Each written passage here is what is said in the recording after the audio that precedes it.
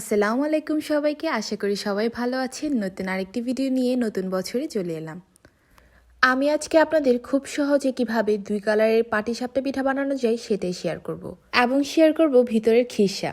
তাহলে চলুন দেখে নেওয়া যাক আজকের পাটিসাপটা পিঠা রেসিপি। প্রথমে আমি একটি বাটিতে 2 ধরনের পিঠার জন্যই চালের গুঁড়ি নিয়ে নিচ্ছি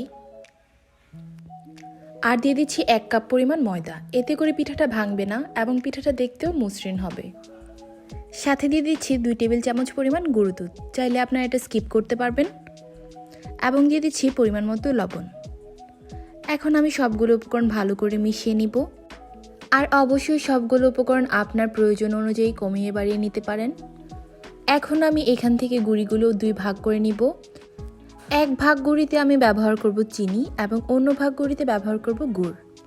তো এই গুঁড়িগুলো আমি রেখে দিচ্ছি গুড় দিয়ে গুলার জন্য, আর এই বাকি গুঁড়িগুলো আমি গুলে নিব চিনি দিয়ে।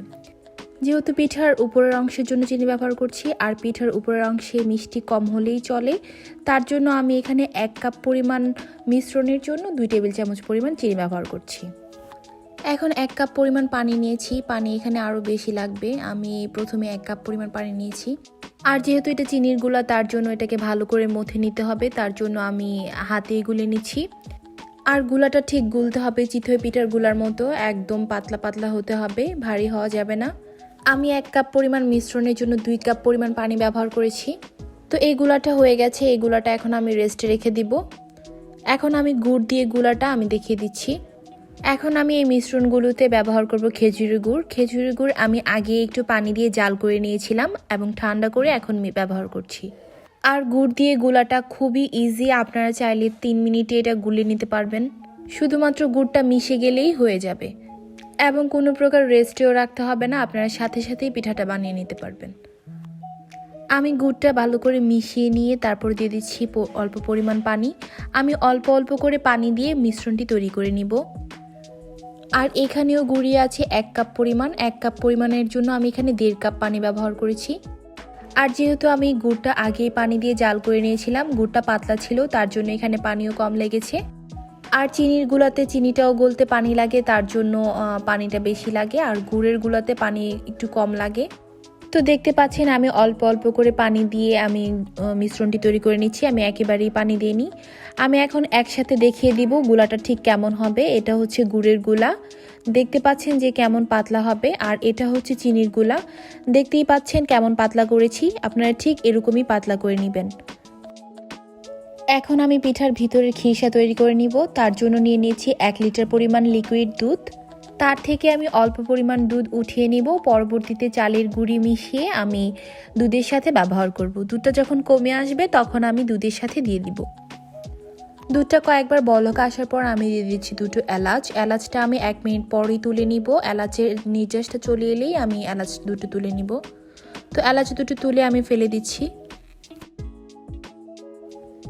আর দুধটা যাতে নিচে দিয়ে লেগে না যায় তার জন্য অবশ্যই খেয়াল রাখতে হবে এবং অনবরত নেড়ে যেতে হবে। এখন আমি সেই তুলে রাখা দুধের সাথে 2 টেবিল চামচ পরিমাণ চালের গুঁড়ো মিশিয়ে নিচ্ছি। অনেকক্ষণ জাল দেওয়ার পর দুধটা যখন অর্ধেক হয়ে এসেছে তখন আমি চালের গুঁড়ি মেশানো দুধটা দিয়ে দিব।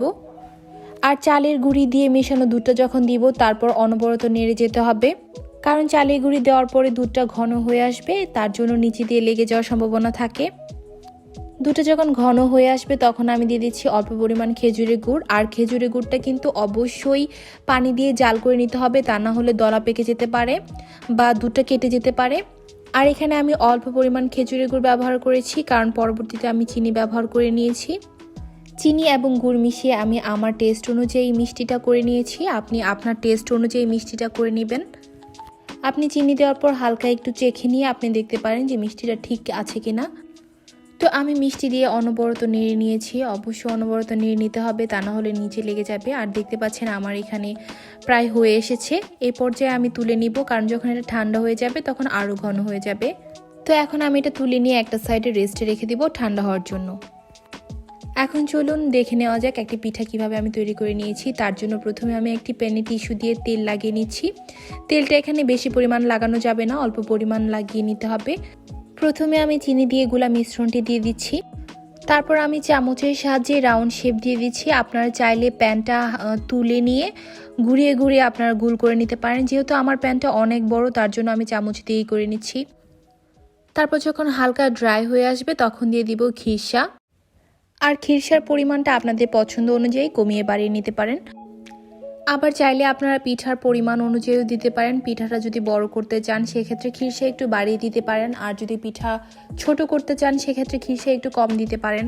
তো দেখতে পাচ্ছেন আমার পিঠাটা হয়ে গেছে। এখন আমি গুড় দিয়ে গুলা একটা পিঠা তৈরি করে দেখিয়ে দিব। তার জন্য আমি প্রথমবারের মতোই তেলটা ব্রাশ করে নিচ্ছি। তারপর দিয়ে দিচ্ছি গুড় দিয়ে গুলা মিশ্রণটি, এবং প্রথমবারের মতোই আমি চামচের সাহায্যে একটি রাউন্ড শেপ দিয়ে দিচ্ছি। আর পিঠাটা তৈরি করার সময় কিন্তু অবশ্যই চুলার আঁচটা একদম লোতে থাকতে হবে, তা না হলে পিঠাটা পুড়ে যাওয়ার সম্ভাবনা থাকে। যেহেতু মিশ্রণটি পাতলা, সেক্ষেত্রে চুলার আঁচটা অবশ্যই লক্ষ্য রাখতে হবে। তো পিঠাটা যখন ড্রাই হয়ে আসবে তখন আমি এর মধ্যে দিয়ে দিব খিরসা। খিরসা দেওয়ার পর আমি প্রথমবারের মতো পিঠাটাকে পেঁচিয়ে নিব। তো আপনারা দেখতে পাচ্ছেন গুড় দিয়ে তৈরি করা পিঠার কালারই অন্যরকম হয়েছে। একইভাবে আমি বাকি সবগুলো পিঠা তৈরি করে নিয়েছি। তো দেখতে পাচ্ছেন গুড় দিয়ে তৈরি করা পিঠা এবং চিনি দিয়ে তৈরি করা পিঠা দুই রকমের হয়েছে। আপনারাও চাইলে খুব সহজেই বাসায় তৈরি করে নিতে পারবেন এই দুই ধরনের পাটিসাপটা পিঠা। আর যেহেতু শীতকালে সবাই একটু পিঠা খেতে পছন্দ করি, আর পাটিসাপটা পিঠা তো সবারই পছন্দের তালিকায় শেষে থাকে। এখন একটা পিঠা ভেঙে আপনাদের সাথে শেয়ার করছি। আর আমার পিঠাটা খেতেও আলহামদুলিল্লাহ অনেক মজা হয়েছে। আর অবশ্যই কমেন্টস করে জানাবেন কোন কালারের পিঠাটা আপনাদের ভালো লেগেছে। দেখা হবে নেক্সট কোনো ভিডিওতে। সে পর্যন্ত সবাই ভালো থাকবেন, সুস্থ থাকবেন, আর আমার চ্যানেলটা অবশ্যই সাবস্ক্রাইব করবেন। আর যারা সাবস্ক্রাইব করেছেন তাদেরকে অসংখ্য ধন্যবাদ। নতুন বছরের শুভেচ্ছা জানিয়ে আজকের ভিডিও এখানেই শেষ করছি। আল্লাহ হাফেজ।